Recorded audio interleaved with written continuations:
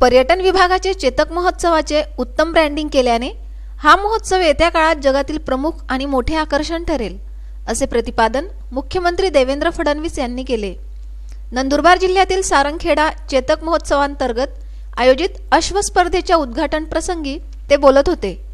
यावेळी केंद्रीय संरक्षण राज्यमंत्री डॉक्टर सुभाष भामरे, जलसंपदा मंत्री गिरीश महाजन, पर्यटन मंत्री तथा जिल्ह्याचे पालकमंत्री जयकुमार रावल, खासदार डॉक्टर हिना गावित, आमदार डॉक्टर विजयकुमार गावित, चेतक महोत्सव समितीचे अध्यक्ष जयपाल सिंग रावल, दोंडाईच्या नगराध्यक्षा नयन कुंवर रावल, विशेष पोलीस महानिरीक्षक छेरिंग दोर्जे, जिल्हाधिकारी डॉक्टर मल्लीनाथ कलशेट्टी, जिल्हा पोलीस अधीक्षक संजय पाटील, जिल्हा परिषदेचे मुख्य कार्यकारी अधिकारी रणधीर सोमवंशी,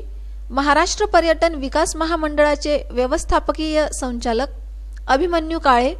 महाव्यवस्थापक चंद्रशेखर जयस्वाल, प्रादेशिक व्यवस्थापक नितीन कुमार मुंडावरे आदी उपस्थित होते। सारंगखेड्यामध्ये श्री दत्त जयंतीचं पर्व आणि त्यानिमित्ताने होणारा